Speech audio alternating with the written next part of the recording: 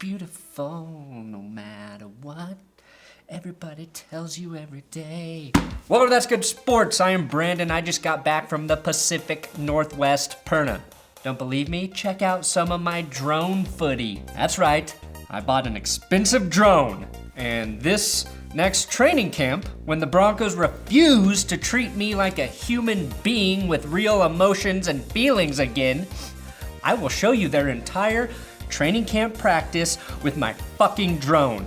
2018 That's Good Sports is like a majestic owl, a vicious predator with eyes in the sky, seeing all of training camp while fearing no other bird, and sometimes eating small barn cats. I don't know exactly what that means, but I've got a lot of Broncos news, non-news. Nothing really happened while I was on my trip. They did sign another quarterback for some reason, so we'll talk about it.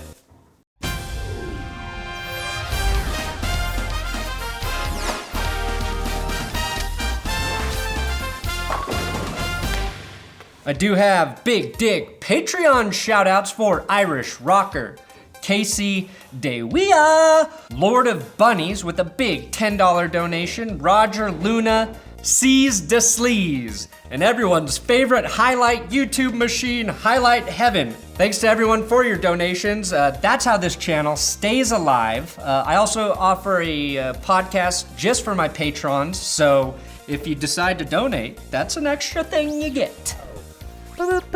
Breaking news. I do have breaking news. GM for the Denver Broncos, John Elway, was arrested in London today by these two snarky, smiling cops. In fairness to John Elway, he did think Prince Harry was Carson Wentz. I still don't know why he would try to break up the wedding, but his bail has been set at €1 million.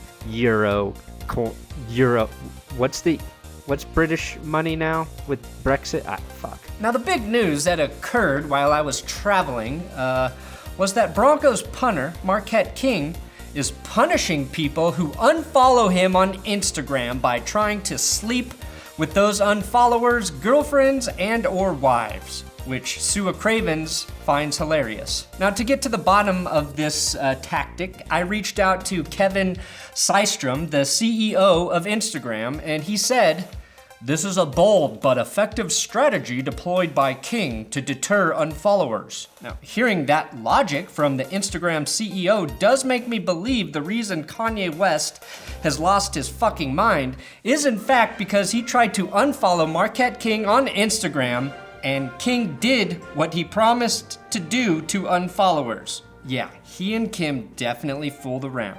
They didn't go all the way, a little below the belt stuff, and a lot of Frenching. Now, the Broncos drafted tight end Jake Butt out of Michigan in 2017. Remember, he did not play the 2017 NFL season because Jake was butt hurt.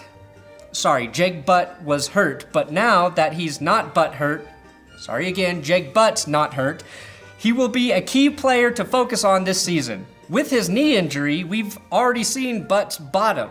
Now let's see Butt spread his wings and soar on the gridiron. Earlier this week at the Broncos minicamp, he was talking out his butt.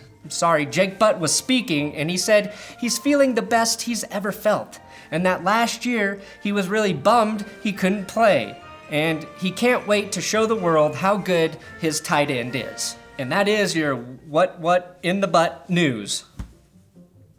The Broncos also signed yet another quarterback in former CSU Rams QB Nick Stevens, who will probably get signed by the Minnesota Vikings after he looks better than every Broncos quarterback on the roster during the Broncos preseason, a la Kyle Sloter. I have no idea why Denver signed Stevens, other than the fact that he was pretty good at CSU, and everyone in Colorado will be rooting for him, and he's supposedly a super nice guy that everybody loves. If you don't like good quarterbacks that everyone loves, you're gonna hate Nick Stevens. John Elway said that the Broncos would not sign another quarterback for OTAs, but then he signed a QB for OTAs, which technically makes John Elway a big fat liar.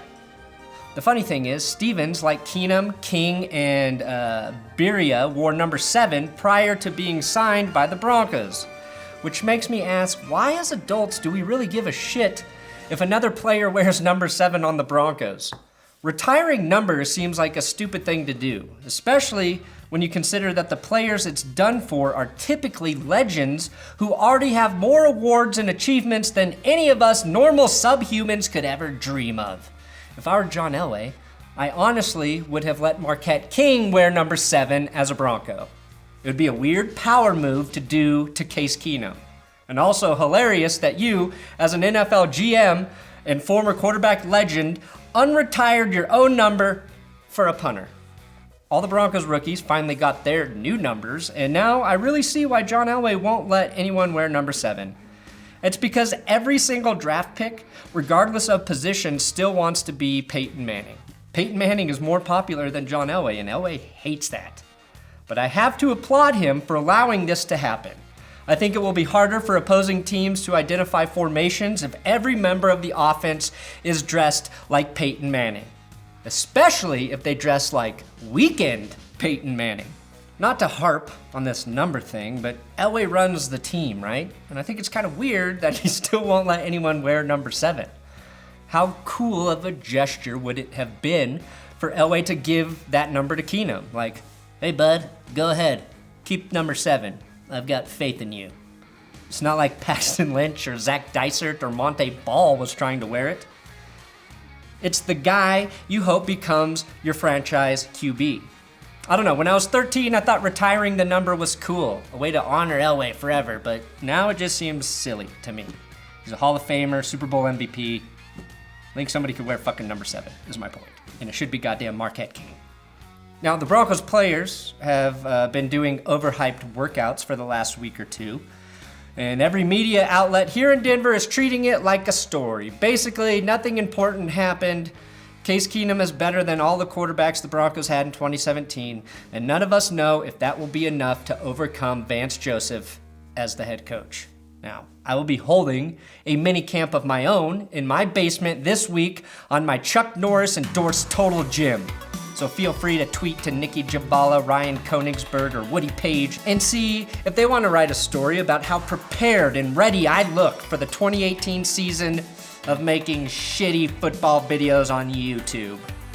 That's a story worth being told. Don't forget to check out my new website, ThatsGoodSports.com. My friend @WillKeys is posting articles there. My videos are going up there, and we're gonna keep building this mother lover until it turns into something very average. Right now, it's below average, okay? But we'll get it up. Don't you worry.